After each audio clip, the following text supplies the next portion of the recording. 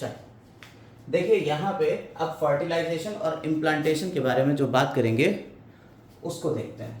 यहाँ पे सबसे पहले तो आपने जो पढ़ा ह्यूमन रिप्रोडक्शन में कि फर्टिलाइजेशन कैसे होता है और इम्प्लांटेशन कैसे होता है, उसको एक बार थोड़ा सा रिवाइज कर लेते हैं। यहाँ पे fertilisation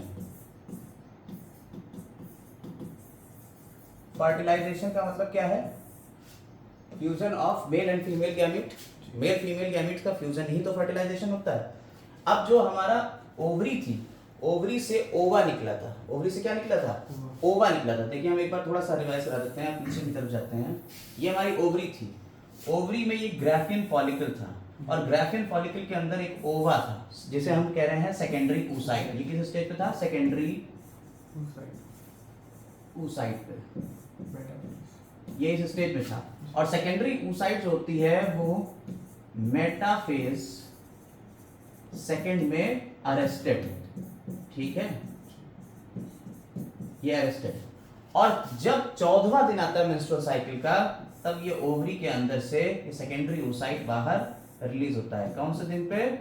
14th day of menstrual cycle. इस प्रोसेस को कहते हैं ओव्यूलेशन। ओव्यूलेशन। तो ये सेकेंडरी oocyte जो है, इसके आसपास कुछ सेल्स होंगी। वो क्या क्या होंगी उसको देखिए, यहाँ पे आपकी एनसीईआरटी ने दिखाया। ये जो आपका दिख रहा है ये सेकेंडरी oocyte है बेसिकली। और ये सेकेंडरी oocyte में कौन कौन सी चीजें हैं देखिए। ये सेकेंडरी oocyte में ये अंदर की तरफ जो ओवम लिखा हुआ है, ये में क्या है?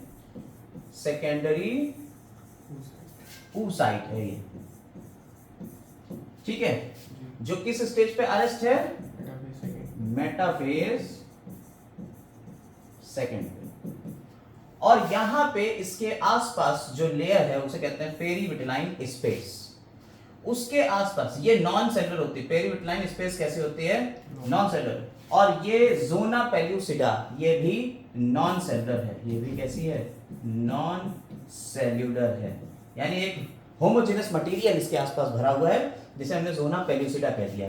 और इसके आसपास ये सेल्स की एक लेयर है जिसे कह दिया है कोरोना रेडिएटा। क्या कह दिया है? कोरोना रेडिएटा कह दिया है। क्लियर हो गई मेरी बात? ये जो बात हुई आपकी, ये क्या था? ये सेकेंडरी oocyte जो बाहर निकला था ओवरी से, ये वो है। अब अगर आप इसको गौर से देखें तो यहां पे हो ये रहा है कि ये ह्यूमन का, फीमेल का रिप्रोडक्टिव सिस्टम कुछ ऐसा है। और फीमेल रिप्रोडक्टिव सिस्टम में ये आपकी जो ओवरी थी, इनको कवर करे हुए ये क्या है? फिम्बरी है, ठीक है। और ये जो ओवा निकला था, जैसे हम येलो कलर से दिखाई दे रहे हैं, ये जो ओवा निकला था ये इन फिम्बरीज के थ्रू अंदर चला जाएगा इनफंडिबुलम में। किसमें चला गया? इनफंडिबुलम में। और इनफंडिबुलम से ये पहुंचा कहां? एम्पुला में। एम्पुला में। और एम्पुला में क्या होता है? Ampulla is the site of fertilisation. Site of fertilisation. Fertilisation किसकी साइट है? ये फर्टिलाइजेशन की साइट है।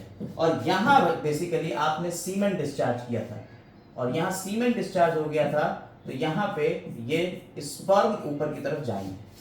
लेकिन सबसे पहला काम क्या होता है?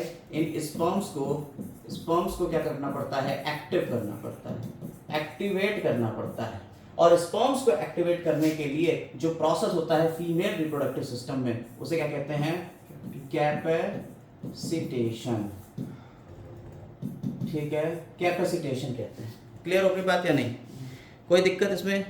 तो ये जो कैपेसिटेशन है ये किसमें हो रहा है? आपका फीमेल रिप्रोडक्टिव ट्रैक्ट में हो रहा है। कहां हो रहा है? फीमेल रिप्रोडक्टिव ट्रैक्ट में हो रहा है। इसको देखते रहिएगा क्योंकि आगे जब क्वेश्चन कराएंगे, अभी हम ऑब्जेक्टिव क्वेश्चन भी कराएंगे, तब वहां दिक्कत ना हो। ये स्पर्म्स के ऊपर जो कुछ भी सेमाइनल प्लाज्मा लगा हुआ था वो सब कुछ हट गया है और स्पर्म पूरी तरह से फ्रेश हो गए।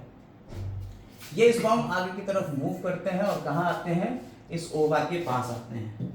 ओवा पहुंचा कहां? एम्पुला रीजन में। स्पर्म पहुंचे कहां? एम्पुला रीजन में।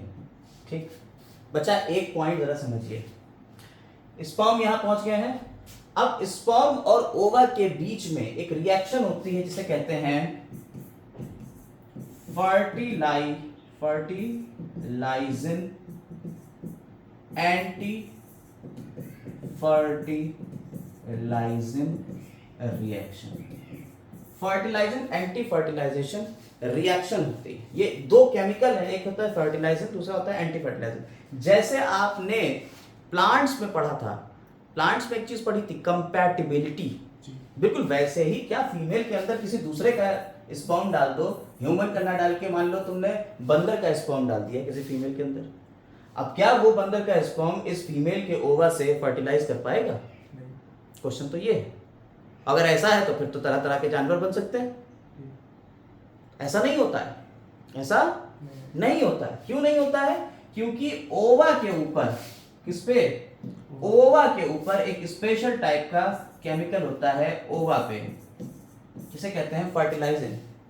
और बिल्कुल उसी के लॉक एंड की मॉडल है, लॉक एंड की, जैसे लॉक है उसी की से खुलेगा, बिल्कुल उसी के रिस्पेक्ट में स्पर्म के हेड के ऊपर होता है एंटी फर्टिलाइजेंट। ओवा के ऊपर कौन होता है? फर्टिलाइजेंट। स्पर्म के ऊपर क्या होता है? एंटी फर्टिलाइजेंट। जब ये लॉक एंड की हो जाता है, दोनों एक दूसरे को समझ जाते हैं, तब फिर ये मॉडल आगे बढ़ता है, तब फर्टिलाइजेशन का प्रोसेस आगे चलेगा। और फर्टिलाइजेशन के प्रोसेस में सबसे पहले क्या होगा? स्पर्म तो एक्टिव हो गए हैं, और ये जो आपको बताया सबसे पहले ओवा के आसपास की जो स्पेस है इसे कह दिया है पेरीविटलाइन स्पेस।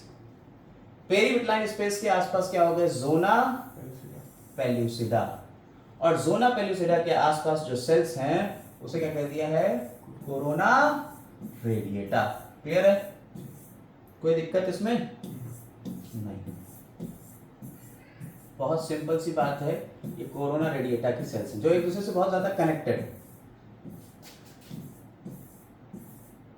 ठीक है, ये हो गया स्ट्रक्चर आपका।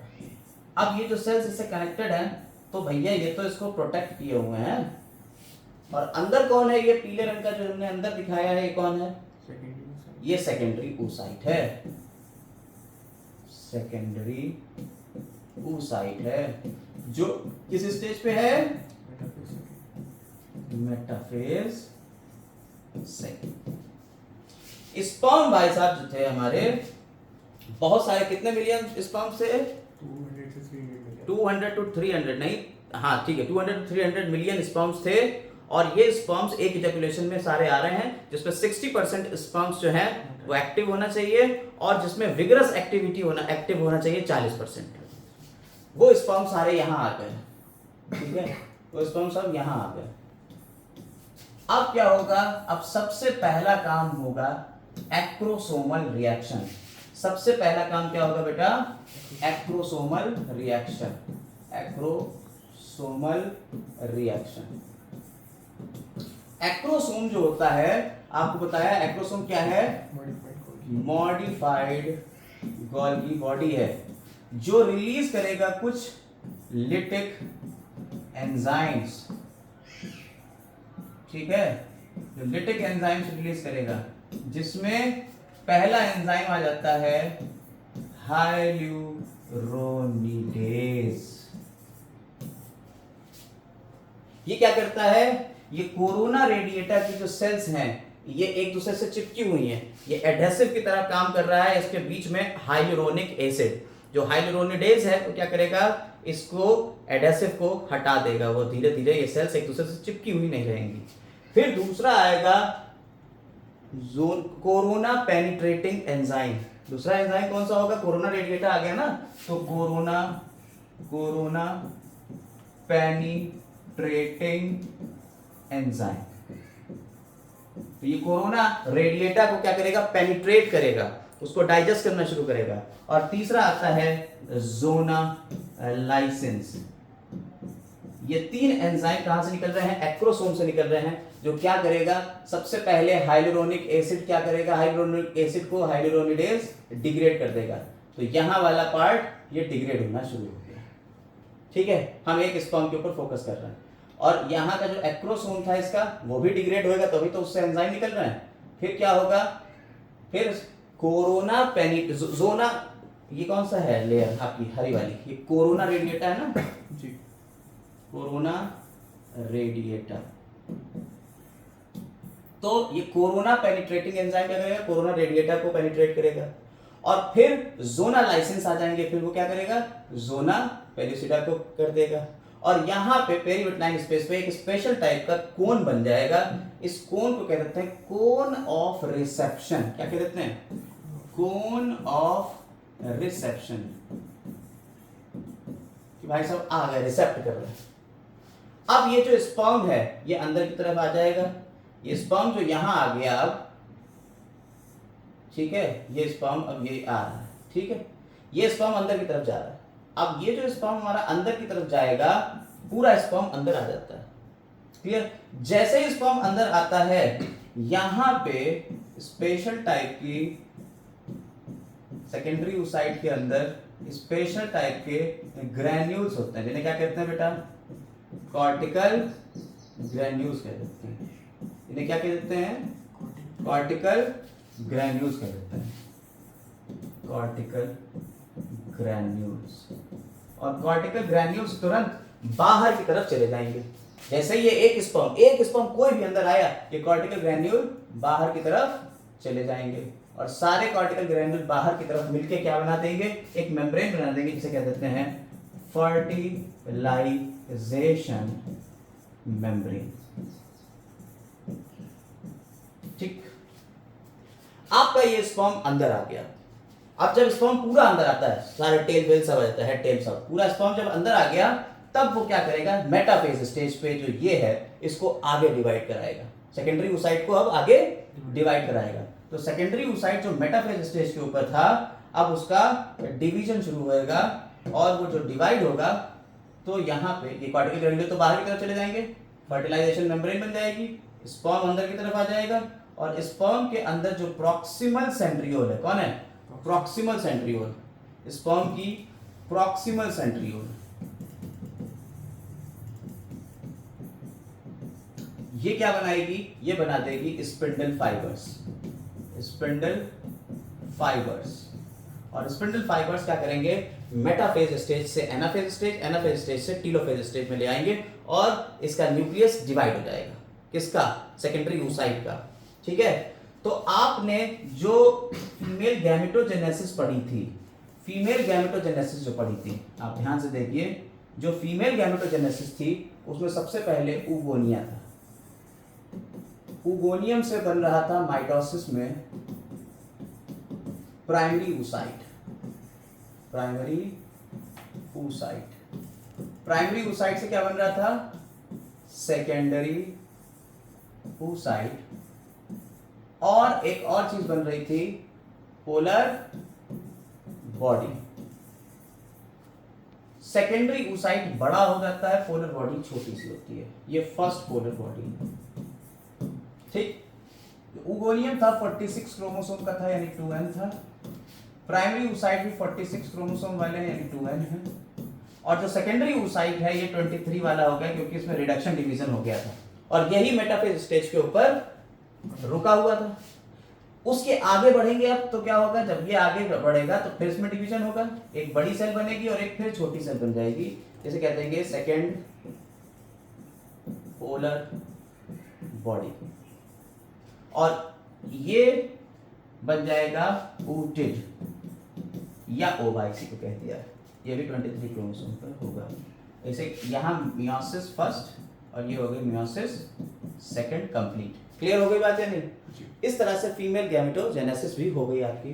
तो अब क्या हुआ, अगर आप गौर से देखें तो अब हुआ ये कि यहाँ पे फर्टिलाइजेशन के लिए अब पूरी तरह से ये सेकेंडरी oocyte किसमें बदल गया है, ओवा में बदल गया।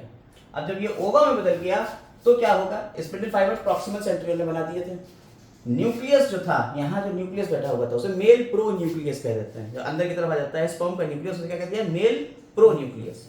और फर्टिलाइजेशन अब इसमें हो जाएगा। फर्टिलाइजेशन होने का मतलब क्या है, कैरियोगैमी। भाई फर्टिलाइजेशन में का मतलब क्या हो गया, सारे के सारे न्यूक्लियस एक दूसरे में फ्यूज हो गए। तो अब यहाँ क्या हो जाएगा अगला स्टेप, कैरियोगैमी। यानी आपने कहा सबसे पहला काम एक्रोसोमल रिएक्शन, दूसरा क्या हुआ स्पर्म एंट्री, ठीक है, इन सेकेंडरी oocyte, ठीक। उसके बाद क्या हुआ, सेकेंडरी oocyte किसमें कन्वर्ट हो गया, इनटू ooted या ओवा। क्लियर हो बात। अब क्या हुआ, जब ये ओवम कन्वर्ट हो गया तो वहां मिक्स हो गए क्रोमोसोम्स एक दूसरे के, जिसे क्या कह दिया, कैरियोगैमी। और कैरियोगैमी को ही कह देते हैं एम्फीमिक्सिस। अब ये क्या बन गया आपका, यहां के अंदर क्रोमोसोम जो है, हाँ बिल्कुल, अब क्या बन जाएगा, ये क्रोमोसोम सारे जब मिल जाएंगे तो 23 क्रोमोसोम इसके और 23 ओवा के मिलके क्या बना दिए, 46 क्रोमोसोम हो गए। 23 स्पर्म के और 23 ओवा के मिलके 46 क्या हो गए, क्रोमोसोम। और 46 क्रोमोसोम जो हैं जब बन जाएंगे तो ये बिहेव करेगा एज अ सिंगल सेल, पूरी एक जो सोमैटिक सेल की तरह बिहेव करेगा, और इसे तब हम क्या कहते हैं, जाइगोट। तो अब हमारा क्या बन गया, ये जाइगोट बन गया। बोलो कोई दिक्कत यहां तक? नहीं। ये काम कहां हुआ, ये काम हो गया एम्पुला पे, एम्पुला रीजन पे ये काम हो गया पूरा, जाइगोट बन गया है। अब क्या होगा, जाइगोट बन गया है, जाइगोट बनने के तुरंत बाद अब हम लोग जो काम शुरू करने वाले हैं वो है फर्टिलाइजेशन के बाद अगला इम्प्लांटेशन का प्रोसेस। लेकिन जो हुआ वो क्या हुआ, देखिए आपने कहा मेंस्ट्रुअल साइकिल की 14th डे पे ओवा निकला था, मेंस्ट्रुअल साइकिल के 14th डे पे ओवा निकला था, तो 15 पे मान सकते हो फर्टिलाइजेशन हो गया होगा, 15-16 के ऊपर फर्टिलाइजेशन हो गया होगा 15-16 डे पे। तो मेंस्ट्रुअल साइकिल जब शुरू होता है तो यहाँ एक लेयर होती है जिसे क्या कहते हैं, एंडोमेट्रियम। फीमेल में यूट्रस में एक लेयर होती है जिसे क्या कहते हैं, एंडोमेट्रियम। एंडोमेट्रियम जो होती है ये भी तो बढ़ रही थी, थिक हो रही थी, और यहां क्या हो गया है, 15वें 16वें 17वें दिन यहां पे बन गया है जाइगोट एम्पुला में। समझ में आई बात? एंडोमेट्रियम पूरी थिक थी। अब जाइगोट में क्या होता है, जाइगोट में पहला स्टेप जो आता है वो है क्लीवेज। क्लीवेज होता है, सबसे पहला स्टेप क्या होता है, क्लीवेज होता है। अब क्लीवेज होता क्या है, क्लीवेज की अगर डेफिनेशन दी जाए तो cleavage is a series of rapid mitotic division of zygote which convert the single cell zygote into multicellular structure called blastocyst. zygote में क्या हो रहा है, सीरीज ऑफ माइटोटिक डिवीजन, ठीक है।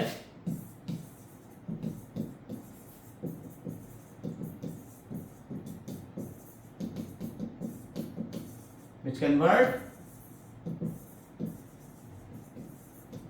zygote into blastocyst. अब ये क्या है, कैसे होता है, आइए तो सबसे पहले क्लीवेज को देखते हैं। हमारा जो ह्यूमन का एग था, जो ह्यूमन का एग था उसके अंदर कोई यॉक तो मिलता नहीं, जैसे अंडे आप देखते हैं मुर्गी के, उसमें यॉक मिलता है, इसे एग यॉक कहते हैं। ह्यूमन के एग में तो कोई यॉक मिल नहीं रहा है। तो जो यॉक नहीं मिल रहा है, तो या अगर मिले तो बहुत कम मिलेगा। इस तरीके के एग जो होते हैं ह्यूमन के अंदर, वो कैसे कहलाते हैं, मीजोलिसाइथल,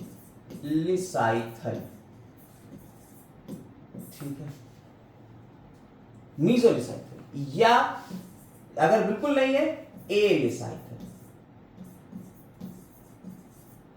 ठीक है। एलिसाइथल या मीजोलिसाइथल एग कहलाते हैं, किसके, ह्यूमन के। तो ह्यूमन के एग जो हैं वो कैसे हो गए, एलिसाइथल या मीजोलिसाइथल हो गए। समझ में आ गई बात? यानी इसके अंदर कोई वो तो है नहीं, कौन, यॉक नहीं, विदाउट यॉक।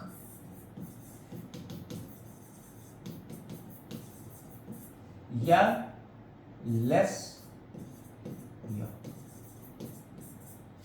क्लियर हो गई बात? और इसमें जो डिवीजन होगा, सेल डिवीजन, वो कैसा होता है, होलोब्लास्टिक। कैसा हो रहा है बेटा, होलोब्लास्टिक। डिवीजन कैसा हो गया इसका, होलोब्लास्टिक। होलो मतलब होता है फुल, जितना भी साइटोप्लाज्म है पूरा का पूरा डिवाइड कर जाएगा। तो ये जो जाइगोट हमारा है, हम जाइगोट पे फोकस कर रहे हैं, इसके ऊपर भी सेल्स होंगी, जोना पेलुसिडा, कोरोना रेडिएटा, वो सारी सेल्स अभी हैं, और फर्टिलाइजेशन मेम्ब्रेन वो सब है अभी, लेकिन हम जाइगोट पे फोकस कर रहे हैं। तो सबसे पहला डिवीजन जो होता है इसका, वो नॉन इक्वल नहीं होता है, अनइक्वल डिवीजन होता है। कैसा है? होलोप्लास्टिक है डिवीजन एंड अनइक्वल है। ठीक, यहां पे ऊपर की तरफ पोलर बॉडी होती है, जैसे कहते हैं जहां पोलर बॉडी होती है, पोलर बॉडी,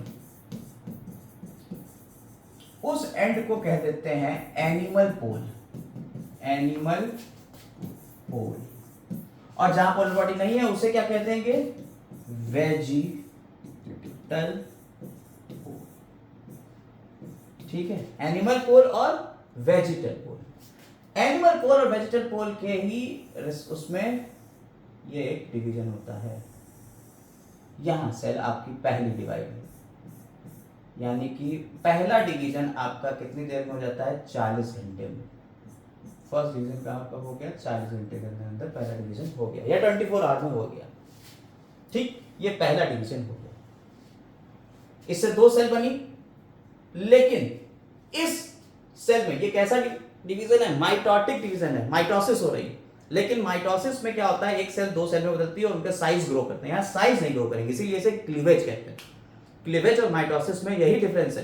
क्या है कि क्लीवेज में अगर मान लीजिए ये सेल थी, ठीक है, इसमें डिवीजन हुआ, ये हो गया, फिर ये डिवीजन हुआ, फिर ये डिवीजन हुआ, फिर ये डिवीजन हुआ, फिर ये डिवीजन हुआ, फिर ये डिवीजन हुआ, आपके लगातार डिवीजन होते चले गए, लेकिन क्या सेल का साइज बढ़ा? नहीं। नंबर ऑफ सेल्स तो बढ़ सकती हैं, साइज ऑफ सेल नहीं बढ़ेगा। क्लियर हो गई बात? लेकिन माइटोसिस में क्या होता है? हमारी सेल बढ़ती है, 2 सेल बनी, वो फिर ग्रो करी, उससे फिर 2 सेल बनी, फिर ग्रो करी, वो साइज बढ़ जाएगा। ये क्या है? क्लीवेज। ये क्या है? माइटोसिस। अगर सेल डिवाइड हो, साइज भी बढ़े तो माइटोसिस। सेल डिवाइड हो बट पूरी होल एक जो सेल थी उतने ही साइज की रहे, वो क्या है? क्लीवेज। क्लियर हो गई बात? तो हम यहाँ क्या पढ़ रहे हैं? क्लीवेज पढ़ रहे हैं। पहला क्लीवेज ये हो गया, और क्लीवेज के बाद जो सेल्स बनती हैं उन्हें कह देते हैं ब्लास्टोसिस्ट। ठीक है, उन्हें क्या कहते हैं? ब्लास्टोसिस्ट। अब ब्लास्टोसाइट्स कह सकते हैं। ठीक है, अब यहां पे अगला डिवीजन कुछ इस तरीके से होगा, और फिर ये। ठीक है, तो यहां पे आपकी ब्लास्टोसिस्ट या ब्लास्टोमियर्स कह देंगे सर, ब्लास्टोमियर्स कहते हो ज्यादा से। ब्लास्टोसिस्ट तो स्टेज हो जाएगी, ब्लास्टोमियर्स। ठीक है, तो ब्लास्टोमियर्स यहां बन गई हैं आपकी, और ये जो ब्लास्टोमियर्स हैं ये एक के बाद एक डिवाइड होते चले जा रही हैं। कहां पे हो रहा होगा ये काम? एम्पुला से आगे अब धीरे धीरे बढ़ रहा है, ये बढ़ भी रहा है और ये डिवाइड भी हो रहा है।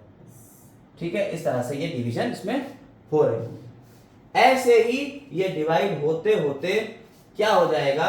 थोड़ी देर में ये इतना डिवाइड हो जाएगा कि इसके अंदर लगभग 16 से 8 से 16 सेल की स्टेज आ जाएगी। इसमें 8 से 16 सेल एक दूसरे में पूरी तरह से ये चिपकी हुई होंगी। इस स्टेज को क्या कहते हैं?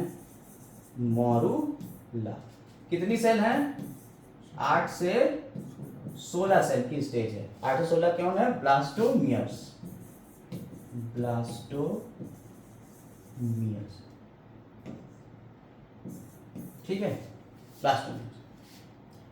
इसके बाद और डिवाइड होगा, और जब डिवाइड होगा तो इनके अंदर की जो सेल्स हैं ये कुछ लिक्विड मटेरियल भी रिलीज करना शुरू कर देंगी, और लिक्विड मटेरियल रिलीज करेंगी और अपने आप को रीअरेंज करेंगी। तो क्या होता है यहाँ पे? कुछ इस तरीके से यहाँ सेल्स अपने आप को रीअरेंज करेंगी, आउटर मोस्ट ये सेल हो जाएंगी।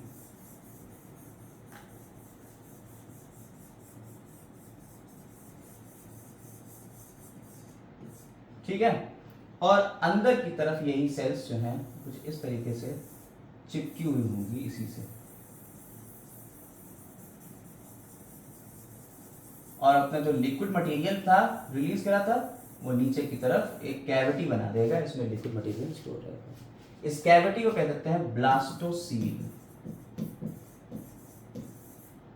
ठीक है, हो गए कैविटी। ये जो सेल्स पेरिफेरल सेल्स हैं, ये जो पेरिफेरल सेल्स हैं इन्हें कह देते हैं ट्रोफोब्लास्ट। और ये जो अंदर वाली सेल है इन्हें क्या कह देते हैं? इनर सेल मास।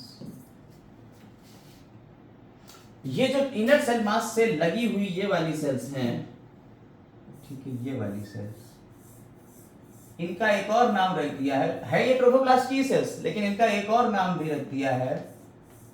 क्या नाम रख दिया है? Cells of Rauber. Cells of Rauber. ठीक है, कोई दिक्कत इसमें? कोई दिक्कत नहीं, ठीक है। तो सेल्स ऑफ रॉबर बन गई, ब्लास्टोसिस्ट स्टेज आ गई, और ये जो स्टेज है इसे क्या कहते हैं हम? ब्लास्टोसिस्ट। ब्लास्टोसिस्ट स्टेज हो गई, या इसी का दूसरा नाम है ब्लास्टुला। अब क्या होगा? हम लोगों की जो ब्लास्टुला है ये कहां बन गई है? यहां पे आके कहीं बन गई है, यहां ब्लास्टुला स्टेज आ गई है। अब क्या होता है? अब एक एक पार्ट को हम दिखाने जा रहे हैं, एक पार्ट को। तो जो आपकी ओवरी है, सॉरी यूट्रस, यूट्रस का जो एक ये पार्ट है, यहां ये आई, यहां ब्लास्टोसिस्ट आ गई होगी, ठीक है, और यहां से आप ये एंडोमेट्रियम होगी, ठीक। ये जो एंडोमेट्रियम है ये थिक हो चुकी थी at the time of menstrual cycle, ये थिक भी हो गई है, मोटी है, ठीक। प्रोजेस्टेरॉन इसे रोके हुए होगा, प्रोजेस्टेरॉन क्या करता है? परसिस्ट कराता है। यहां आपकी ब्लास्टोसिस्ट आ गई। ब्लास्टोसिस्ट में ये वाली जो सेल्स थी ये सेल्स ऑफ रॉबर थी, आपको बताया हमने। ये कौन सी सेल्स हैं? सेल्स ऑफ रॉबर, ठीक। इसके बाद वाली जो सेल्स होंगी ये वाली सारी, वो कौन सी सेल्स थी? ट्रोफोब्लास्ट थी। और जो बीच में सेल्स का ये मास था इसे इनर सेल मास। बोले यहां तक कोई दिक्कत? ये ब्लास्टोसिस्ट स्टेज आ गई। अब क्या होगा? ब्लास्टोसिस्ट स्टेज में जो सेल्स ऑफ रॉबर हैं ये कुछ फिंगर लाइक स्ट्रक्चर्स ऐसे बनाएंगे जिन्हें विलाई कह देंगे, ठीक। और ये कुछ सिक्रीट करेंगे केमिकल्स जो इस एंडोमेट्रियम को भी डिग्रेड करेगा इसी मैनर में कि वो एंडोमेट्रियम भी फिंगर लाइक इस तरीके से आ जाए। समझ में आई बात या नहीं? ये एंडोमेट्रियम हो गई और ये इसका हो गया। इन विलाई से क्या कहते हैं? Chorionic villi. Chorionic villi. और ये जो कनेक्शन बन गया, इस कनेक्शन को, ये जो दोनों के बीच जो एक कनेक्शन बन गया, इस कनेक्शन को कह देते हैं प्लेसेंटा। बोलो कोई दिक्कत है इसमें तो बताओ। यानी एक जो प्लेसेंटा बना है, इसको अगर हम सही से कहें तो इसमें ये आपका मैटरनल टिश्यू है, मां की तरफ वाला टिश्यू है, ठीक। ये आपका फीटस वाला हो रहा होगा, जो फीटस अब बनने वाला है, फीटस ही तो बनेगा इसके बाद, ये फीटस का टिश्यू है, ठीक है। और ये जो दोनों का कनेक्शन हो गया, इस कनेक्शन को हमने क्या कह दिया है बेटा? प्लेसेंटा। ये विलाई कौन सी विलाई है? Chorionic villi. इसलिए जो प्लेसेंटा होता है इसे कोरियोनिक प्लेसेंटा कहते हैं। क्या कह देते हैं इसे? कोरियोनिक प्लेसेंटा कह देते हैं। बोलो कोई दिक्कत इसमें? जरा सी भी नहीं, बहुत इजी था। अब क्या हो रहा है बेटा? ये जो कोरियोनिक प्लेसेंटा है इसमें ये जो दोनों मिल गए हैं, इस प्लेसेंटा से क्या होता है कि जो फीमेल है, फीमेल के अंदर ब्लड वेसल्स होंगी, ये ब्लड वेसल्स भी हैं फीमेल्स की, ठीक है। ब्लड वेसल को किसी दूसरे से दिखा देते हैं कलर से, ये ब्लड वेसल है,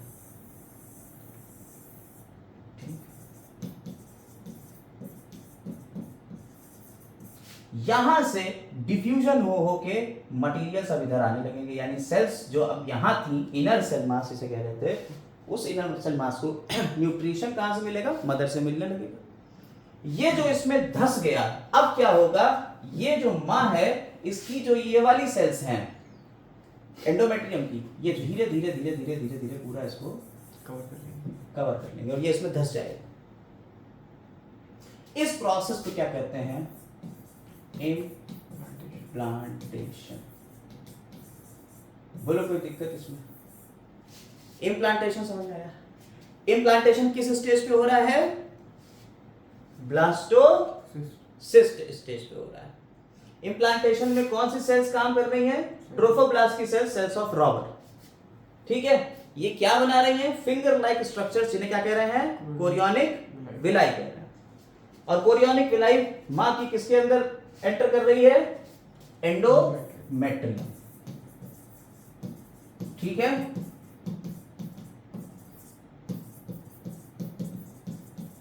ठीक।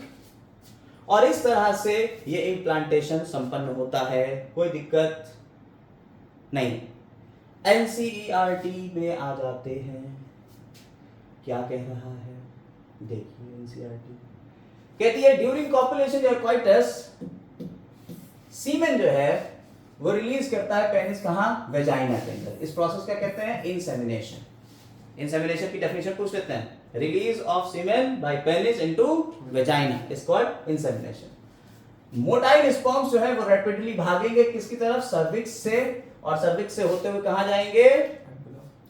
सर्विक्स से यूट्रस, यूट्रस से स्थमस, स्थमस से फिर एम्पुला।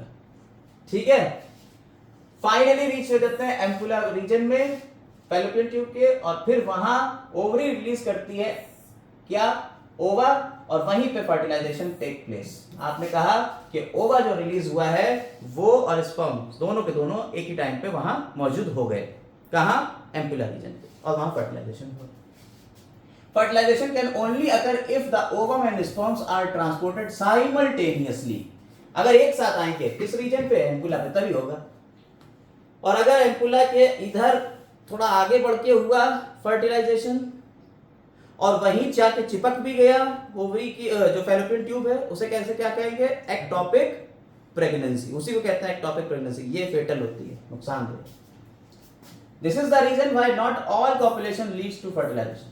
इसी वजह से हर कॉपुलेशन फर्टिलाइजेशन नहीं कर सकता, क्योंकि एम्पुला रीजन में ही ये काम हो रहा था, और एम्पुला से आगे बढ़ गया तो फर्टिलाइजेशन नहीं होगा। तो स्पर्म जाएंगे भी तो भी फर्टिलाइजेशन नहीं हो रहा, यानी copulation, all copulation can not leads to fertilisation. ठीक, अब फर्टिलाइजेशन में क्या हुआ? फ्यूजन ऑफ स्पर्म और ovum is called fertilisation. Fertilisation में क्या क्या होता है? कम्स जोना पेलुसिडा, और ये सारी लेयर्स है और इसके अंदर चला जाएगा। ठीक है, at the end fertilisation membrane ensure क्या कर रही थी? अभी आपको बताया फर्टिलाइजेशन मेम्ब्रेन बनती है। फर्टिलाइजेशन मेम्ब्रेन क्या इंश्योर करती है? कि सिर्फ एक ही स्पर्म अंदर जाए, बाकी स्पर्म ना जाए। प्रिवेंट करती है फ्रॉम पॉलीस्पर्मी, पॉलीस्पर्मी से बचाती है। ठीक है, अब इसमें क्या होगा? Zona pellucida layer of the ovum and induces changes in the membrane that block the entry of additional sperms। तो किसके अंदर ये हो रहा है? जोना पेलुसिडा की लेयर में ये चेंजेस आते हैं, और वहां कौन सी लेयर बन रही होगी जो इन्होंने नहीं लिखी है? कौन सी मेम्ब्रेन थी? Fertilisation membrane. और ये क्या कर रही है? प्रिवेंट कर रही है फ्रॉम पॉलीस्पर्मी। और फर्टिलाइजेशन मेम्ब्रेन किसकी वजह से बन रही थी? कॉर्टिकल ग्रैन्यूल्स की वजह से। कॉर्टिकल ग्रैन्यूल्स की वजह से ही तो फर्टिलाइजेशन मेम्ब्रेन बन रही थी। अब ये पॉलीस्पर्मी से प्रिवेंट कर देगी, स्पर्म इंश्योर करेगा कि एक ही स्पर्म अंदर जाए और फर्टिलाइज हो। Secretion of the acrosome, acrosome के जो सिक्रीशंस थे इसमें क्या क्या थे? लिटिक एंजाइम्स थे। सबसे पहला हाइल्यूरोनिडेज, दूसरा कोरोना पेनिट्रेटिंग एंजाइम, और तीसरा जोना, पहला कोरोना पेनिट्रेटिंग और फिर जोना लाइसेंस। ये तीन एंजाइम एक्रोसोम से निकलते हैं, वो एंट्री को हेल्प करता है, और जोना पेलुसिडा और प्लाज्मा मेम्ब्रेन। और फाइनली ये कहां आ गया? यहां आ गया। This includes completion of meiotic division, और इस तरह से मियोटिक डिवीजन कंप्लीट हो जाएगा। मियोसिस सेकंड में था ना अरेस्ट हो, तो मियोटिक डिवीजन यहाँ कंप्लीट हो गया सेकेंडरी oocyte का। और सेकेंडरी oocyte जो है the second meiotic division is also unequal. कैसा होगा? अनइक्वल होगा। और क्या बनाएगा वो? एक बड़ी सेल बनाएगा और एक छोटी सेल बनाएगा। बड़ी वाली सेल ऊटिड या ओवम, और छोटी वाली cell second polar body. Clear? और अब क्या होगा? Soon the haploid nucleus of sperm, जिसे हम क्या कहते थे? मेल प्रो न्यूक्लियस बोला था। हैप्लॉइड न्यूक्लियस था, मेल प्रो न्यूक्लियस इसे कहते हैं। ठीक है, क्या हो गया ये? Mail pro nucleus. ये क्या करेगा? ये फ्यूज हो जाएगा उसके साथ में, ओवा के साथ में, और डिप्लॉइड जाइगोट बनाया जाएगा। 2n जाइगोट यानी 46 क्रोमोसोम वाला जाइगोट बना देगा। क्लियर हो गया? और यहीं पे आपका सेक्स डिटर्मिनेशन की बात इन्होंने कर दी। सेक्स डिटर्मिनेशन आपको आता है, अगर x टाइप का होगा फ्यूजन तो वो गर्ल बन जाएगी, और XY टाइप का होगा तो क्या हो जाएगा? बॉय बन जाएगा। ठीक है, कोई दिक्कत नहीं। अब यहीं से शुरू होता है जाइगोट, फिर आगे की तरफ जाएगा इस्थमस की तरफ, और वहां क्या शुरू होगा? Meiotic division. और इसको क्या कह देंगे हम? क्लीवेज कर देंगे। और इसमें 2, 4, 8 और फिर 8 से 16 सेल तक बन सकती हैं, जिसे हम क्या कह देंगे? ब्लास्टोमियर्स। और ये जो ब्लास्टोमियर्स है 8 से 16 तक की स्टेज को हम क्या कह देते हैं? मॉरुला स्टेज कह देते हैं। कौन सी स्टेज होती है वो? मॉरुला स्टेज। देखिए एनसीईआरटी ने यहाँ पे ये डायग्राम दिया हुआ है, इसको थोड़ा सा समझ लीजिए। इसमें आपको इन्होंने मॉरुला स्टेज दिखाई है, और यहां पे भी कुछ सेल्स को यहां इन्होंने दिखाया है। ठीक है, मॉरुला स्टेज के बाद ये यहां पे आप दिखा रहा है ओवरी से ये A B C D E। E क्या हो गई आपकी? मॉरुला स्टेज हो गई। F कौन सी स्टेज हो गई? अभी F मॉरुला के आगे की स्टेज है। और G कौन सी स्टेज है? G ये स्टेज है। इसे क्या कह दिया? ब्लास्टोसिस्ट स्टेज कह दिया। ब्लास्टोसिस्ट स्टेज जो होती है, ब्लास्टोसिस्ट स्टेज, इसमें ये वाली सेल्स जो बाहर वाली थी इन्हें क्या कह दिया था? ट्रोफोब्लास्ट कहा था। और जो अंदर वाली ये सेल थी इन्हें क्या कह दिया था? इनर सेल मास कह दिया था। ये लेवलिंग पूछ ली गई थी। वो ये भी पूछेगा कि किस स्टेज पे होगा, तो G और H स्टेज पे यहाँ पे ब्लास्टोसिस्ट का क्या हो रहा है? इम्प्लांटेशन हो रहा है। तो इम्प्लांटेशन किस स्टेज पे हो रहा है? ब्लास्टोसिस्ट स्टेज के ऊपर इम्प्लांटेशन होता है। तो इसको भी आप अपने एनसीईआरटी में मेंशन कर लीजिएगा, और बहुत गौर से ध्यान से देखिएगा ABCD, क्योंकि एक बार नीट में हमने आपके बोर्ड में भी देखा है कि ये लेवलिंग करने पूछ लिया था। हालांकि इन्होंने लिखा नहीं यहाँ पे, लेकिन लेवलिंग पूछ ली थी। कर लीजिएगा। आगे आते हैं। अब क्या हो रहा है? अब यहीं पे जो इनर मास है उसमें चेंजेस होंगे। यहां पे थोड़ा समझ लीजिए। द ब्लास्टोमियर जो 8 से 16 सेल की स्टेज थी, 8 से 16 ब्लास्टोमियर्स की स्टेज को क्या कह दिया था? मॉरुला। मॉरुला का मतलब होता है लिटिल मलबरी, शहतूत की जैसे धसी हुई सॉलिड बॉल, लिटिल मलबरी, ये इसके टर्म। तो morula continues to divide and transform into blastocyst, blastocyst यानी blastula stage, and move further into uterus. और वहां क्या हो जाएगा? देखिए, the blastomeres in the blastocyst are arranged into an outer layer trophoblast, inner cell mass हो गई अंदर में। The trophoblast layer then gets attached to the endometrium, and the inner mass get differentiated as embryo. जो inner cell mass था उससे क्या बन जाएगा? एम्ब्रियो बनेगा। और ये क्या कर रही है? ट्रोफोब्लास्ट अटैच कर रही है एक दूसरे से, कनेक्शन बना रही है। After attachment, the uterine cells divide rapidly and covers the blastocyst. आपको पता है पूरी blastocyst को कवर कर लेंगे। As a result, the blastocyst become embedded in the endometrium of the uterus. यही बात बताई। This is called implantation and leads to pregnancy. और अब क्या हो गया? प्रेग्नेंट हो गई है क्यों? क्लियर है यहां तक? बताओ कोई जरा सा भी दिक्कत हो इसमें तो बताओ। नहीं? अब हमारा इसके आगे का जो सेशन शुरू हो रहा है वो है इम्प्लांटेशन का डेवलपमेंट। अब शुरू करते हैं प्रेगनेंसी और एम्ब्रियोनिक डेवलपमेंट। देखिए यहां तक हम लोगों ने जो बात करी वो क्या थी कि आपका इम्प्लांटेशन हो गया था। अब इम्प्लांटेशन कौन से दिन होता है, तो याद रखिएगा 7th day of fertilisation. Fertilisation के कौन से दिन होगा, 7वें दिन पे होगा।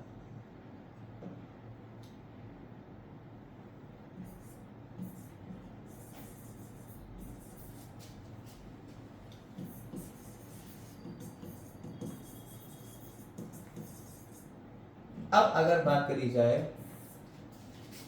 कि इम्प्लांटेशन में कौन सी चीज आपके हेल्प कर रही थी, कोरियोनिक विलाइन, तो कोरियोनिक प्लेसेंटा हो गया।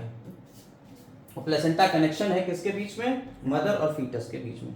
अब एक टर्म आता है कि भाई साहब आपने एक चीज देखी, पहले तो ये देखिए, आपने जो यहाँ पे देखा था, जो जाइगोट बना था, ये जाइगोट जो बन गया था, ये क्या हुआ था इसका, इसके ऊपर ये सेल्स थी सेल्स, नहीं थी सेल्स। तो ये जो सेल्स थी, ये कौन सी सेल्स थी, ये कोरोना रेडिएटा थी। उसके बाद कौन सी अंदर आई थी, जोना पेल्यूसिडा थी। अब जोना पेल्यूसिडा जो होती है वो क्या करती है, जोना पेल्यूसिडा हेल्प करती है, जोना पेल्यूसिडा, जो जोना पेल्यूसिडा है कौन सी, ये येलो वाली होगी ना, जोना पेल्यूसिडा।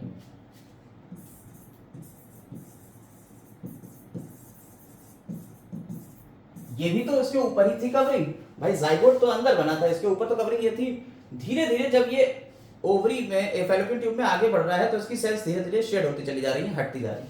और जोना पेल्यूसिडा जो है वो नॉन सेलुलर लेयर है, और वो प्रोटेक्ट कर रहा है इसको कि कहीं फैलोपियन ट्यूब में ये इम्प्लांट ना हो जाए। तो जब ये यूट्रस पे जाता है तो इसे एक्स्ट्रा इधर उधर इम्प्लांटेशन से कौन बचा रहा है, जोना पेल्यूसिडा। जब ये यूट्रस की लाइन पे जाता है तो यूट्रस की मेम्ब्रेन से जो लिक्विड निकल रहा था उसमें जोना पेल्यूसिडा वॉश आउट हो जाएगा, और अब कोरियोनिक विलाई जाके इसे इम्प्लांट करेंगे। तो ये जोना पेल्यूसिडा का काम समझ में आ गया। अब जो आपका यहां पे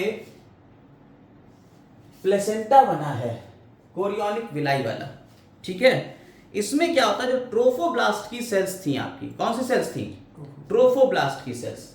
ये ट्रोफोब्लास्ट की सेल्स जो होती हैं,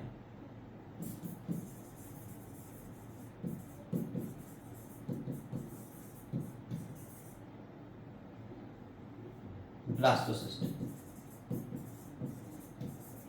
ये रिलीज करती हैं HCG, human chorionic gonadotropin, human chorionic gonadotropin. और ये क्या करता है, ये एक्ट करता है जस्ट लाइक LH,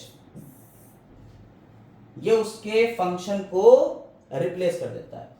LH का काम क्या होता है, अभी हमने आपको यहां पे ओवरी में ये बताया था कि LH हार्मोन जो होता है वही ओव्यूलेशन कराता है, और LH हार्मोन ही जो बचा हुआ ये पार्ट था, इस पार्ट को, ग्राफिन फॉलिकल के इस पार्ट को, बचे हुए पार्ट को क्या करता है, ये येलो कलर के एक स्ट्रक्चर में बदल देता है, जिसका नाम है कॉर्पस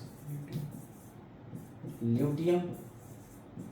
और कॉर्पस ल्यूटियम से जो केमिकल निकलता है, जो हार्मोन निकलता है, उसका नाम है प्रोजेस्टेरॉन। और प्रोजेस्टेरॉन का काम होता है एंडोमेट्रियम की लाइनिंग को रोके रखना। तो यहां जो ह्यूमन कोरियोनिक गोनेडोट्रोपिन है वो क्या कर रहा है, HCG LH निकाल रहा है, और LH की वजह से आपका कॉर्पस ल्यूटियम बना रहेगा और प्रोजेस्टेरॉन निकलता रहेगा। तो LH के फंक्शन को कौन ओवरटेक कर रहा है, HCG। और ये HCG जो है ये आपके ब्लड में, यूरिन में भी ये निकलने लगता है, यानी ब्लड में मिलने लगता है, यहाँ से प्लेसेंटा से ब्लड में भी जाएगा, तो यूरिन में भी ये निकलेगा। तो अगर फीमेल में जो आजकल प्रेगनेंसी की किट आ रही है उसमें वो यूरिन को अगर डालें तो उसमें वो क्या चेक कर रहे हैं, HCG। अगर HCG आ गया है इसका मतलब है कि ट्रोफोब्लास्ट सेल्स बन चुकी हैं।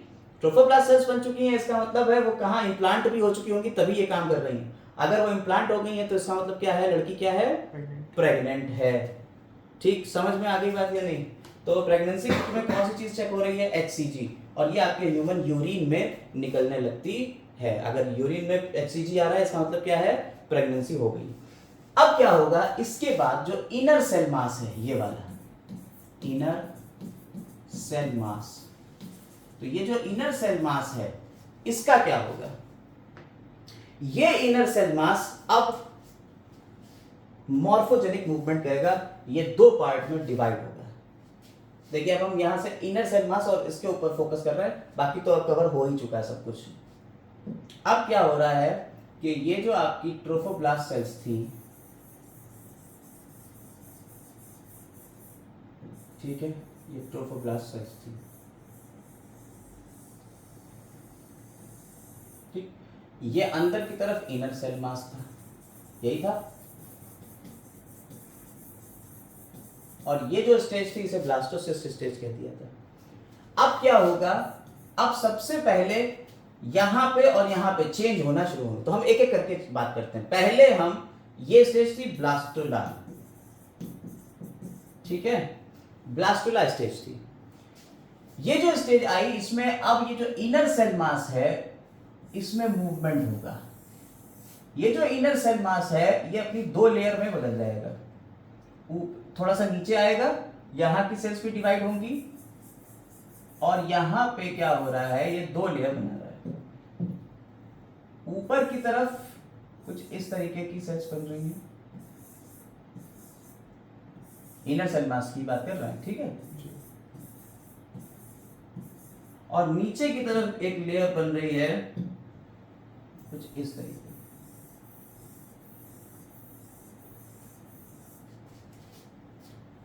तो जो ऊपर वाली सेल्स है उन्हें कह दिया है एपिब्लास्ट, और नीचे वाली जो सेल्स है उन्हें क्या कह दिया है, हाइपोब्लास्ट।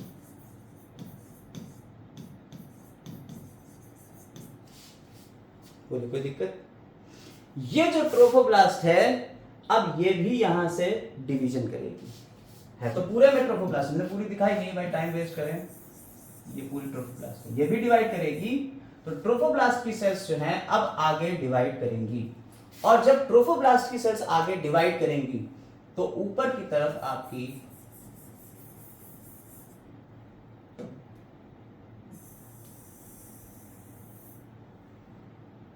यहां पे ट्रोफोब्लास्ट की सेल्स डिवाइड करके एक और लेयर बना देंगे, इन्हें कह देंगे एम्नियोजेनिक सेल्स। इसके नीचे एपिब्लास्ट की सेल्स, ठीक, लेकिन एपिब्लास्ट की सेल्स जो इसके नीचे हैं वो थोड़ा सा ऐसे होंगी, स्पेस आ जाएगा, और उसके नीचे हाइपोब्लास्ट की सेल्स थी, ये हाइपोब्लास्ट की सेल्स आ गई, और यहां बीच में एक कैविटी आ गई, इस कैविटी को कह दिया हमने amniotic cavity, amniotic cavity. Amniotic cavity के अंदर एक फ्लूइड भरा होता है जिसे एमनियोटिक फ्लूइड कहते हैं, और यहीं से आपका एक सिस्टम बनेगा एमनियॉन, एक्स्ट्रा एम्ब्रियोनिक मेम्ब्रेन्स बनेंगी, एमनियॉन, कोरियन, एलेंटॉइस और यॉर्क सैक। तो ये दो लेयर का पार्ट है, जब तक दो लेयर रहती हैं तब तक इसे ब्लास्टोसिस्ट कहते हैं, ब्लास्टुला स्टेज। और इसके आगे अब तीन लेयर होंगे, अब इन्हीं सेल्स के अंदर कुछ मॉर्फोजेनिक मूवमेंट्स होंगे, जिसकी वजह से क्या होगा, ये सेल और ये सेल डिवाइड होंगी और फिर मॉर्फोजेनिक मूवमेंट होंगे, और मॉर्फोजेनिक मूवमेंट मतलब मॉर्फोलॉजी, मॉर्फोसिस इसकी चेंज होगी, यानी कि थोड़ा बदलेंगी, शेप बदलेगा और साइज बदलेगा, इधर उधर घूमेंगी टहलेंगी, और उसकी वजह से यहाँ पे तीन जर्म लेयर आ जाएगी। जब तीन जर्म लेयर आ जाती है तो उसे हम कहते हैं गैस्ट्रुला। तो अब इससे मॉरुला से हम लोग किस तरफ बढ़ते हैं, अब गैस्ट्रुला की तरफ बढ़ते हैं। इसको थोड़ा सा छोटा करके इधर कर देते हैं, और अब यहां से अब हम लोग किस तरफ जा रहे हैं, गैस्ट्रुला की तरफ जा रहे हैं। यहां देखिए, इतनी ही देर में ये ब्लास्टुला था, ब्लास्टुला था, और अब हम लोग गैस्ट्रुला की तरफ जा रहे हैं। गैस्ट्रुला में तीन जर्म लेयर जाएंगी, सबसे बाहर अंदर वाली जो है ये एंडोडर्मिस बना देगी, ऊपर वाली एपिडर्मिस बना देगी, ठीक है, और इस तरीके से बीच में मीजोडर्म आ जाएगी। तो एपिडर्म, एक्टोडर्म, मीजोडर्म और एंडोडर्म, तीन डर्म आ जाएंगे, और ट्रोफोब्लास्ट सेल्स फर्दर डिवाइड होगी। इधर ट्रोफोब्लास्ट सेल ने भी अपने आप को डिवाइड करना शुरू किया। ऊपर की तरफ ये जो सेल्स थी, जिन्होंने क्या बनाया, जो ऊपर की तरफ कवर करे हुए हैं, एमनियोटिक कैविटी को ऊपर से कवर करे हुए हैं, फिर नीचे वाली सेल्स जो थी वो ये थी, ठीक है, उसके नीचे वाली सेल्स ये थी। इन्होंने अपना डिवीजन करना शुरू कर दिया बेटा, समझ लीजिए, ये इस तरीके से मॉर्फोजेनिक मूवमेंट हो गया। अब ये वाली सेल्स और नीचे की तरफ आएंगी, एक और लेयर बना देंगे, तो एक्टोडर्म, मेसोडर्म और एंडोडर्म। इधर जो आपका ट्रोफोब्लास्ट था, इस ट्रोफोब्लास्ट ने डिवीजन शुरू किया और डिवाइड करके बाहर की तरफ और अंदर की तरफ दो लेयर बना दी ट्रोफोब्लास्ट में डिवाइड करके। ठीक, तो ऊपर की तरफ एमनियोटिक कैविटी हो गई। ये जो सेल्स थी येलो वाली, इनको कह दिया था एमनियोजेनिक सेल्स, एमनियोजेनिक सेल्स। ये कोई दिक्कत इसमें?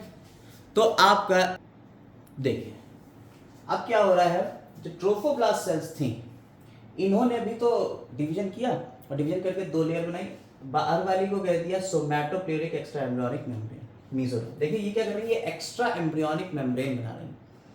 ये ह्यूमंस के अंदर एनसीईआरटी में नहीं लिखा है, एक्स्ट्रा एम्ब्रियोनिक मेम्ब्रेन बनती हैं, एमनियन, कोरियन, एलेंटोइस और यॉर्क सैक, ये 4 एक्स्ट्रा एम्ब्रियोनिक मेम्ब्रेन बनती हैं।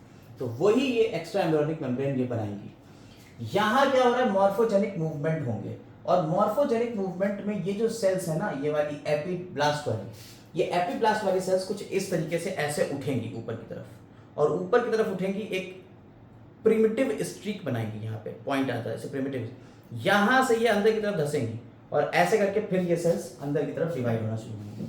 तो यहाँ क्या कर रही हैं, ये प्रिमिटिव स्ट्रीक बनाएंगी ऐसे, और ये स्ट्रीक बना के ये अंदर की तरफ धसेंगी, और अंदर की तरफ धस के ये लेयर कुछ इस तरीके से बनाती चली जाएंगी, एक और लेयर। और नीचे वाली हाइपोब्लास्ट सेल्स जो थी भी डिवाइड हो रही, वो भी एक लेयर बना रही हैं। तो इस तरह से यहाँ 3 लेयर बन गई।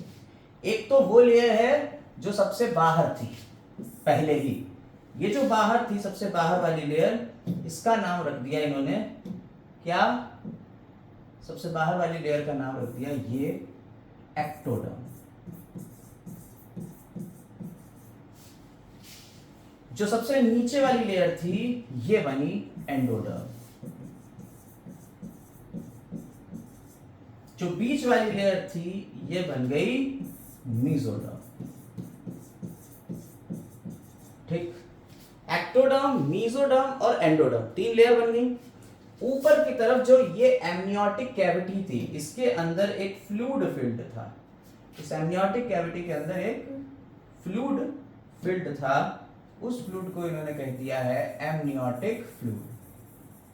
इस फ्लूइड को क्या कह दिया है, एमनियोटिक फ्लूइड कह दिया है।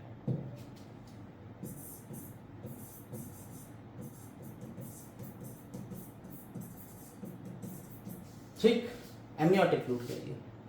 तो एमनियोटिक कैविटी, एमनियोटिक फ्लूइड रखे हुए हैं, अंदर की तरफ ये 3 लेयर हो गई, एक्टोडर्म, मेसोडर्म, एंडोडर्म।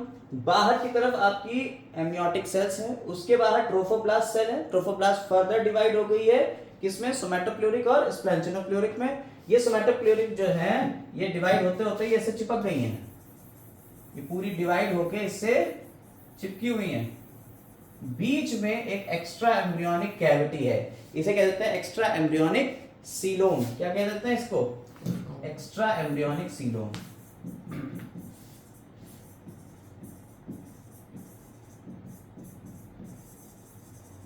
ठीक, और यहां पे आपकी जो एक्स्ट्रा एम्ब्रियोनिक मेसोडर्म बनी, ये मेसोडर्म नहीं खाली एक्स्ट्रा एम्ब्रियोनिक मेसोडर्म है, सोमैटोप्लेरिक और स्प्लैंचेनोप्लेरिक। क्लियर, आप लेयर्स के नाम जान गए। यहां 3 जैसे लेयर बनी, इस स्टेज को क्या दिया, गैस्ट्रुला। क्लियर हो गई बात। अब एक्टोडर्म, मेसोडर्म और एंडोडर्म, यही हमारा क्या है, एम्ब्रियो। ठीक, अब एक क्वेश्चन आता है कि हम कब कहते हैं एम्ब्रियो और कब कहते हैं फीटस। एम्ब्रियो कब कहेंगे और फीटस कब कहेंगे, ये 2 टर्म कब कहे जाएंगे, बताइए। जब 2 मंथ होंगे या 8 वीक, तो 8 हफ्ते या 2 मंथ तक हम इस स्ट्रक्चर को क्या कहते हैं, एम्ब्रियो कहेंगे। और उसके बाद से लेके बिफोर बर्थ हम इसे फीटस कहेंगे। 2 महीने के बाद से लेके बर्थ से पहले तक ये फीटस है। बर्थ से जैसे ही निकला इन्फेंट हो गया, नया नया ताजा ताजा बच्चा है, इन्फेंट। और उसके 2 महीने बाद से फिर चाइल्डहुड शुरू हो जाता है। फिर अर्ली चाइल्डहुड यानी 2 महीने से लेके 5 साल तक अर्ली चाइल्डहुड, फिर लेटर चाइल्डहुड यानी 5 या 6 साल से लेके 12 साल तक लेटर चाइल्डहुड। उसके बाद आ जाते हैं आप प्यूबर्टी में, 12 साल से लेके आगे 15 साल 16 साल 18 साल तक प्यूबर्टी, और 18 साल के बाद आप एडल्टहुड में चले जाते हैं। क्लियर हो गई बच्चे की पूरी बात, कहानी समझ में आ गई। ब्लास्टुला स्टेज के बाद गैस्ट्रुला स्टेज आई। अब जो एम्ब्रियोनिक आपकी एक्स्ट्रा एम्ब्रियोनिक मेम्ब्रेन है उनको थोड़ा सा देख लीजिए, वो क्वेश्चन कभी कभी पूछ लेते हैं। क्वेश्चन पूछा जाता है कि कितनी होती है, तो हमने आपको बताया 4 होती हैं, एमनियन, कोरियन, एलेंटॉइस और यॉर्कसेक, 4 होती हैं एक्स्ट्रा एम्ब्रियोनिक मेम्ब्रेन। कोरियन जो होती है वो किसकी बनी, तो सोमैटोप्यूरिक एक्स्ट्रा एम्ब्रियोनिक मेसोडर्म की अंदर की तरफ, और बाहर की तरफ होती है ट्रोफोब्लास्ट इसके। ये क्या है, कोरियन। और कोरियनिक विलाई बना रहा है, और वहां से भी एक हार्मोन निकल रहा है एचसीजी। एचसीजी का काम आपको पहले बता चुके हैं। एचसीजी किसको रिप्लेस कर रहा है, एलएच को, और उसकी वजह से क्या हो रहा है, एक और हार्मोन निकल रहा था जिसे हम कहते थे प्रोजेस्टेरॉन, और प्रोजेस्टेरॉन एंडोमेट्रियम को रोके हुए, जिसकी वजह से इम्प्लांटेशन होता रहता है, बना रहता है इम्प्लांट। अब एमनियन क्या होता है, एमनियन एमनियोटिक फ्लूइड भरे हुए होता है, एमनियोजेनिक सेल्स होती है बाहर की तरफ, इनसाइड अंदर की तरफ, और सोमैटोप्यूरिक एक्स्ट्रा एम्ब्रियोनिक मेसोडर्म आउटसाइड होती है। इसका काम क्या होता है एम्ब्रियोनिक फ्लूइड का, ये शॉक एब्जॉर्बर की तरह काम करता है फीटस में, यानी फीटस में भाई मां चल भी तो रही, तो फीटस में धक्का करने लगे तो शॉक एब्जॉर्बर का काम करता है। ये रेगुलेट करता है फीटस की बॉडी के टेम्परेचर को, और प्रिवेंट करता है डेसिकेशन को। डेसिकेशन यानी कि सूखने से बचा देता है। ठीक है, पूरा एक लिक्विड है, उसमें यही पूरा फीटस तैरता रहता है, एमनियोटिक फ्लूइड कहलाता है वो। क्लियर, ये दो हो गई। तीसरी आती है आपकी यॉर्कसेक, और चौथी आती है एलेंटॉइस। तो यॉर्कसेक बनी होती है बाहर की तरफ सोमैटोप्यूरिक एक्स्ट्रा एम्ब्रियोनिक मेसोडर्म, और अंदर की तरफ एंडोमेट्रियल सेल्स की, एंडोमेट्रियम। और जो तुम्हारी एलेंटॉइस है वो सोमैटोप्यूरिक एक्स्ट्रा एम्ब्रियोनिक मेसोडर्म आउटसाइड और एंडोडर्म इनसाइड होती है। क्लियर हो गई बात या नहीं। अब इनकी लेयर्स को हम एक डायग्राम के थ्रू आपको दिखा देते हैं, वो डायग्राम देख लीजिए। तो इस डायग्राम को अगर आप देखेंगे तो इसमें आपको एक्टोडर्म, मेसोडर्म और एंडोडर्म तीनों डर्म दिख रही है, एक्टो, मेसो और एंडो, ठीक, तीनों डर्म। ये किस तरीके से रिप्रेजेंट किया है आपको दिख रहा है। इसमें ये प्लेसेंटा की कोरियोनिक विलाई आपको दिख रही है। एक्टोडर्म और मेसोडर्म से मिलके क्या होना है, ये एक्स्ट्रा एम्ब्रियोनिक एक्टोडर्म मेसोडर्म है, ठीक है, मेसोडर्म और एक्टोडर्म। यॉर्कसेक एक्स्ट्रा एम्ब्रियोनिक सीलोम है ये। फिर ये आ गया कोरियन, ये इन दोनों से मिलके बना है।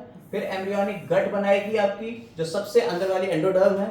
ये देखिए बच्चे का एक शेप बनता हुआ यहाँ आपको दिख रहा है, ये दिख रहा है, और इसके ऊपर ये एक्स्ट्रा एम्ब्रियोनिक मेम्ब्रेन चढ़ी हुई है। तो वो कौन है, एलेंटॉइस हो गई, यॉर्कसेक हो गई, एमनियन हो गई और कोरियन हो गई।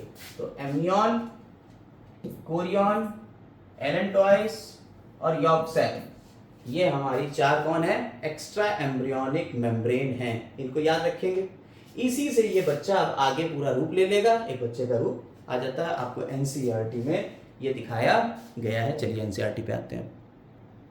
देखिए आपके एनसीईआरटी में यहाँ से प्रेगनेंसी एंड एम्ब्रियोनिक डेवलपमेंट के ऊपर आते हैं, देखते हैं क्या क्या चीजें हैं।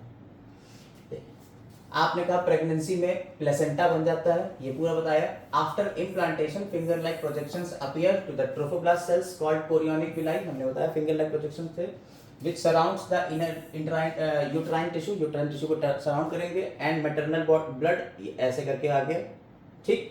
Chorionic villi and uterine tissue become interdigitated, digits हो गई, interdigitated with each other and jointly form the structure and functional unit between, structural और फंक्शनल यूनिट बना रहा है कौन, यूनिट बिटवीन डेवलपिंग एम्ब्रियो यानी फीटस। देखिए एम्ब्रियो और फीटस दोनों बातें लिखती हैं, चाहे वो एम्ब्रियो का है चाहे फीटस का है, अलग अलग बात है। 2 महीने तक एम्ब्रियो है, 2 महीने के बाद उसे फीटस कहने लगेंगे। और मैटरनल बॉडी, उनके बीच में कनेक्शन बना दिया, उसको क्या कह दिया हमने, प्लेसेंटा। ये क्या है, placenta is the structural and functional unit between developing embryo and maternal body. Clear. अब प्लेसेंटा का काम क्या होता है, प्लेसेंटा फैसिलिटेट करता है सप्लाई ऑफ ऑक्सीजन, ऑक्सीजन मिलेगा भाई, ब्लड आ रहा है, न्यूट्रिएंट्स, ठीक है, एम्ब्रियो को। और इसकी और क्या करेगा, दूसरा काम, एम्ब्रियो जब आगे फीटस में बदलेगा तो भाई ऑक्सीजन और कार्बन डाइऑक्साइड भी तो ऑक्सीजन ले कार्बन डाइऑक्साइड निकालेगा, रिमूवल ऑफ कार्बन डाइऑक्साइड, और साथ ही साथ एक्सक्रीटरी वेस्ट मटेरियल को भी यहीं से रिमूव करेगा। तो प्लेसेंटा का एक काम तो ये आपको समझ में आ गया। क्या कर रहा है, ये सप्लाई कर रहा है ऑक्सीजन और न्यूट्रिएंट्स को, और रिमूव कर रहा है क्या, कार्बन डाइऑक्साइड और एक्सक्रीटरी सब्सटेंसेस को। The placenta is connected to the embryo through umbilical cord. अब अगर आप यहां गौर से देखिए तो यहां प्लेसेंटा कनेक्ट है किस चीज से, एक कॉर्ड है, इस कॉर्ड को क्या कह देते हैं, अम्बिलिकल कॉर्ड। ये एम्ब्रियो नीचे लटका हुआ है, प्लेसेंटा ऊपर है, और इसको एक कॉर्ड कनेक्ट कर रही है, umbilical cord, umbilical artery, umbilical vein इसके अंदर से आगे जाए, आर्टरी और वेन इसकी अंदर, ठीक है। तो अम्बिलिकल कॉर्ड से ये कनेक्ट होता है, which help in transport of substances from embryo, ठीक है, substances to and from embryo. Placenta also act as endocrine tissue. Placenta किसकी तरह एक्ट कर रहा है, एंडोक्राइन टिश्यू की तरह। और यहां से हार्मोन कौन कौन से रिलीज होता है, क्वेश्चन बहुत बार पूछा गया, याद रखिएगा। Human chorionic gonadotropin, human placental lactogen, lactogen भी निकलेगा जो लैक्टोजन यानी कि मिल्क का फॉर्मेशन कराएगा। ईस्ट्रोजन भी यहां से निकल सकता है, प्रोजेस्टेरोन भी निकल सकता है, ये सारे हार्मोन निकलेंगे। Later stage of pregnancy the hormone called relaxin is also secreted by the ovary. Ovary से रिलैक्सिन भी निकलता है, ठीक है, और इससे भी रिलैक्सिन निकलता है, ऑल्सो लिख दिया है, ठीक है। तो रिलैक्सिन यहां से भी है, वहां से भी है, याद रखिएगा। तो अगर तुमसे पूछे कितने हार्मोन निकल रहे हैं, HCG, HPL, human placental lactogen, estrogen, progesterone और रिलैक्सिन, ये किसके हो गए, प्लेसेंटा के हार्मोन, क्लियर। अब इसके अलावा क्या हो सकता है, let's remember HCG, HPL, relaxin as produced in the women only during pregnancy. ये तो बात आपको समझ में आएगी, ये तो सिर्फ उसे प्रेगनेंसी के टाइम पे ही निकलते हैं। क्वेश्चन पूछ ले कि सिर्फ प्रेगनेंसी में कौन से हार्मोन निकलते हैं, तो ये निकलते हैं। In addition during pregnancy level of hormone बढ़ जाता है, किसका, एस्ट्रोजन का, प्रोजेस्टेरोन का लेवल बढ़ जाएगा, कॉर्टिसोल्स का बढ़ जाएगा, प्रोलैक्टिन हो जाएगा, थायरोक्सिन बढ़ जाएगा, इन सब का लेवल भी बढ़ जाता है। Are increase several folds in maternal blood, मां के ब्लड, ठीक। ये ना कह देना बाप के में बढ़ जाता है, मेल में नहीं होता, फीमेल में होता है, ठीक है, वहां दिक्कत कर दो तुम।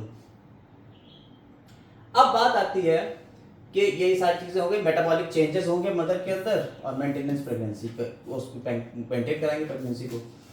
Immediately after implantation the inner cell mass, अब इनर सेल मास देखिए, इनर सेल मास डिफरेंशिएट होगा, और इनर सेल मास में एक्टोडर्म, मेसोडर्म और एंडोडर्म बन जाएगी। वो हमने पूरा बता दिया, हैप्पीब्लास्ट, हाइपोब्लास्ट, उसके बाद एक्टोडर्म, मेसोडर्म, एंडोडर्म कैसे बन रही हैं।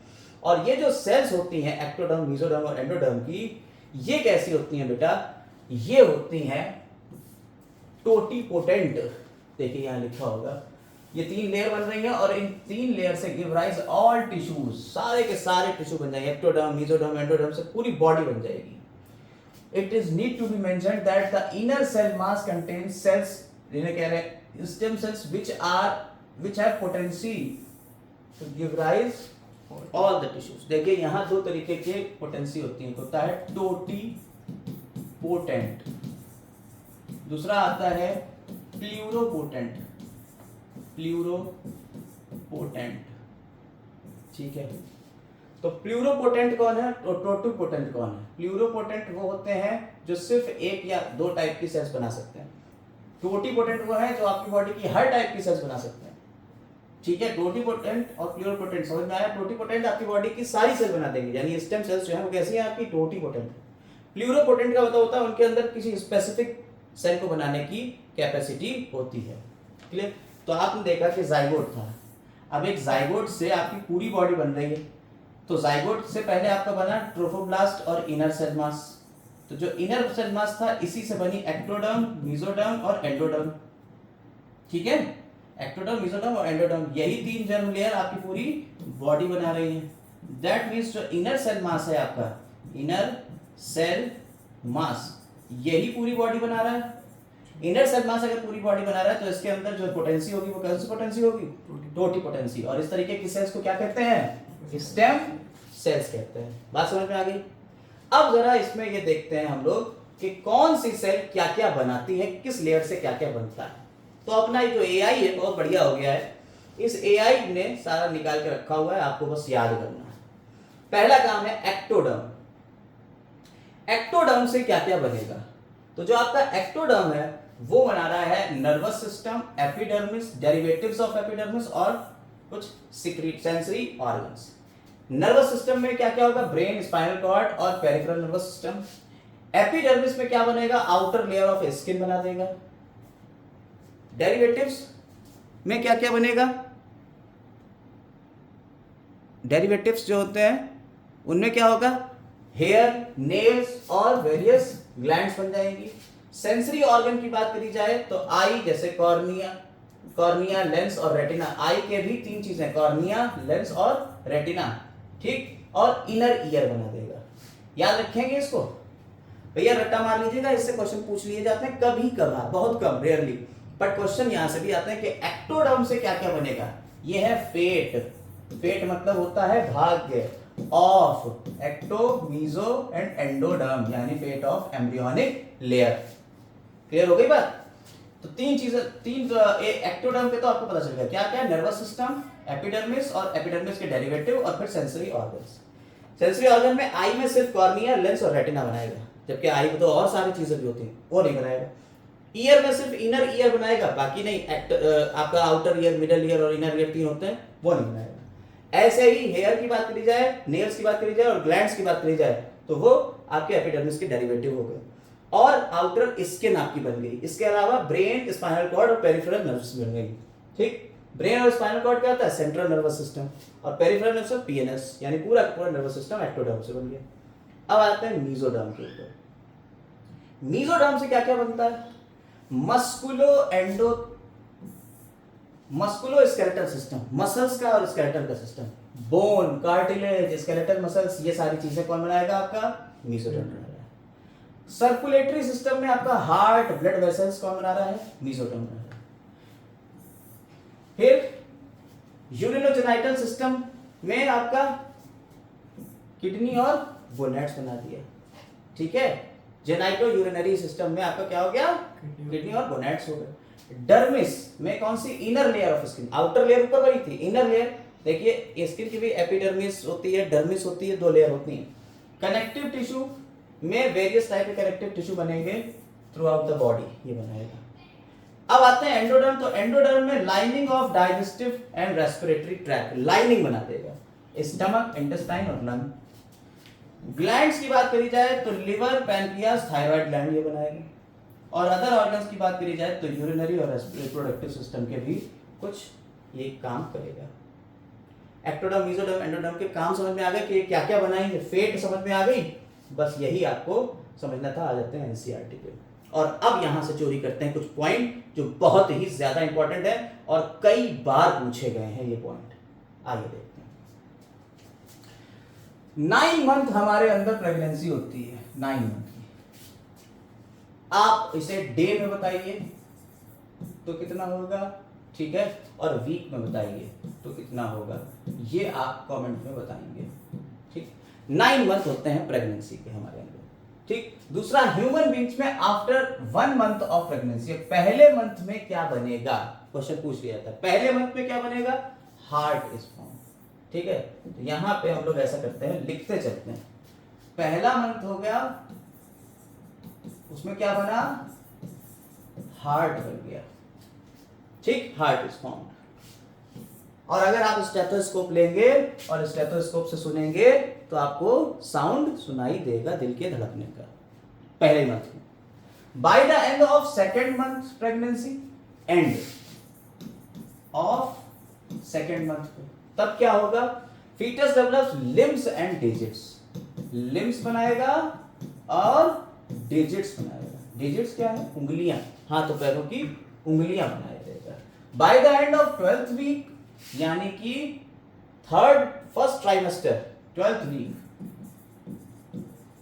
ठीक है, यानी फर्स्ट ट्राइमेस्टर, ट्राइमेस्टर मतलब 3 महीने, पहले 3 महीने के एंड पे, ठीक है, एंड पे क्या क्या बनेगा, most of the major organ systems are form, ठीक है, मेजर ऑर्गन सिस्टम्स,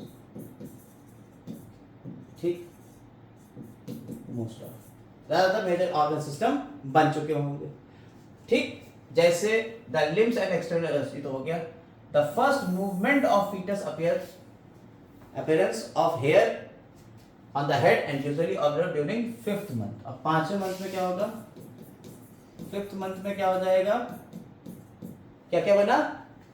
पहला मूवमेंट हुआ, ठीक, फर्स्ट मूवमेंट हुआ। दूसरा क्या हुआ यहाँ पे? दूसरा क्या हुआ? First movement appearance of hair, ठीक है, हेयर अपीयर हुए। और क्या हुआ? किसके ऊपर? On head.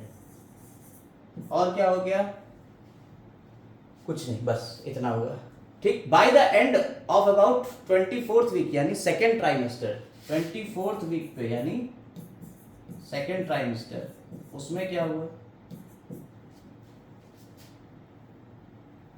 Body is covered by fine hair, पूरी बॉडी के ऊपर फाइन हेयर है। आई लिड सेपरेट हो गई है, आई लैशेस बन गई हैं, ठीक है, ये याद रखिएगा। और 9th मंथ ऑफ प्रेगनेंसी में पूरा हो जाता है। तो लिख लीजिएगा ये सारी पॉइंट अलग ऐसे ही अपनी एनसीईआरटी में, सारी चीजें आपको याद रहेंगी। क्लियर हो गई बात? इस तरह से हमारा प्रेगनेंसी का ये वाला टॉपिक खत्म हो जाता है कि हमारा जो कुछ भी था वो सारी चीजें पता चल गई कि एक बच्चा कैसे बन गया।